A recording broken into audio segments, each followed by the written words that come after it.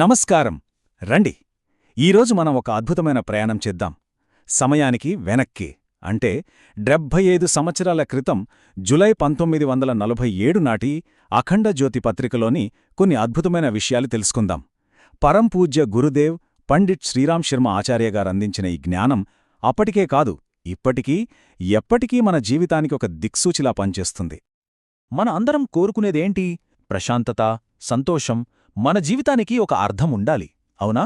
ఈ వ్యాసాల సారాంశం సరిగ్గా అదే దారిని మనకు చూపిస్తుంది. మన చుట్టూ ఉన్న భౌతిక వస్తువులను, ఆడంబరాలను దాటి మనలోనే ఉన్న శాశ్వతమైన ఆనందాన్ని ఎలా కనుక్కోవాలో ఇది తెలియజేస్తుంది. సరే, ఇదంతా మనల్ని ఒక చాలా ముఖ్యమైన ప్రశ్న దగ్గరికి తీసుకొస్తుంది. ఈ రోజుల్లో మనం విజయం కోసం పరుగులు పెడుతున్నాం. కాని ఈ పరుగులో మనం నిజంగా వెతకాల్సిన అసలైన బహుమతి ఏంటి? అది డబ్బా, హోదానా, లేక వాటికి మించి ఇంకేదైనా ఉందా? మొదటగా నిజమైన నిధి అంటే ఏంటో చూద్దాం. సంపద అనే పదానికి మనకు తెలిసిన అర్థాన్ని ఒక్కసారి పక్కనబెట్టి కొత్తగా ఆలోచిద్దాం.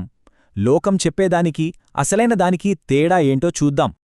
చూడండి, ఇక్కడ 2 రకాల సంపదల గురించి చాలా స్పష్టంగా చెప్పారు. ఓవైపు మనం చూసే భౌతిక సంపద. ఇది ఎప్పుడూ అస్థిరంగా ఉంటుంది. ఈరోజు ఉంటుంది, రేపు పోతుంది. ఎప్పుడు మనకు ఆందోళన కలిగిస్తూనే ఉంటుంది. మరోవైపు సద్జ్ఞానం, అంటే నిజమైన జ్ఞానం.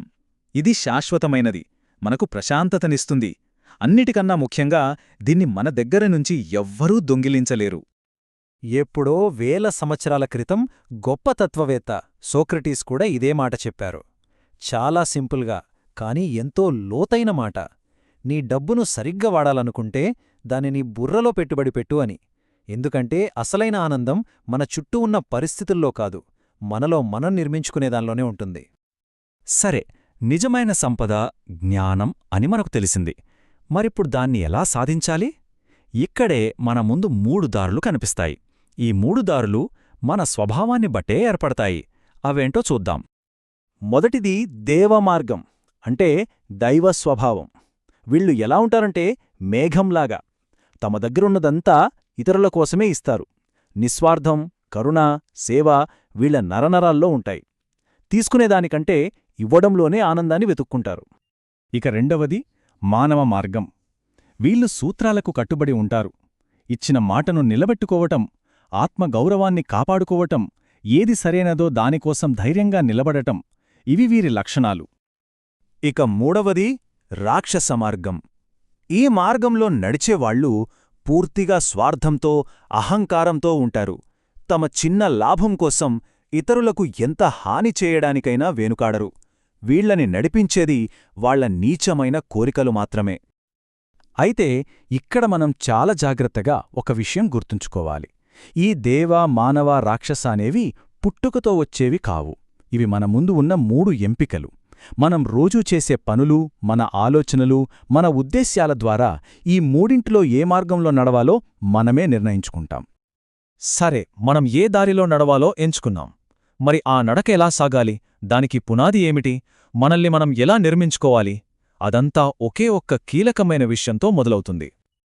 ఒక్కసారి ఊహించుకోండి, చుక్కాని లేని పడవ సముద్రంలో ఎలా ఉంటుంది? గాలి ఎటు వీస్తే అటూ, అలలు ఎటు కొడితే అటూ కొట్టుకుపోతుంది, కాని గమ్యాన్ని చేరలేదు. జీవితంలో ఒక స్పష్టమైన లక్ష్యం లేని మనిషి పరిస్థితి కూడా అచ్చం అలాగే ఉంటుంది. అయితే ఇది కేవలం ఫిలాసఫీ కాదు, ఇది ఒక ప్రాక్టికల్ గైడ్. మన జీవితాన్ని ఒక దారిలో పెట్టడానికి ఇక్కడ 4 అద్భుతమైన సూత్రాలున్నాయి. మొదటిది సరి అయిన ధర్మబద్ధమైన లక్ష్యాన్ని ఎంచుకోవడం. రెండవది ఆ లక్ష్యం కోసం నిరంతరం శ్రమించడం. మూడవది మనం చేసే ప్రతి చిన్న పనిని కూడా ఒక గొప్ప ఉద్దేశంతో, ఒక పూజలా చేయడం. ఇక 4వది మన మాటలను కూడా శుద్ధి చేసుకోవడం, అంటే సత్యంగా, ప్రియంగా మాట్లాడటం. ఇక 4వ విభాగానికి వద్దాం. ఆనందానికి అసలైన రహస్యం ఏంటి?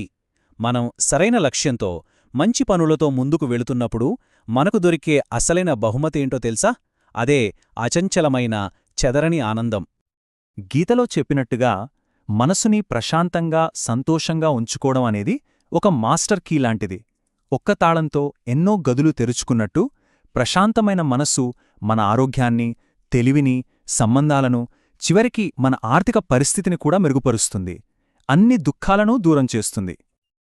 ఇక ఈ ప్రయాణంలో మనం చేరే చివరి గమ్యం, అత్యున్నత శిఖరం ఏంటంటే విశ్వం మొత్తం నాలోనే ఉంది, నేను విశ్వంలో ఉన్నాను అనే అనుభూతిని పొందడం.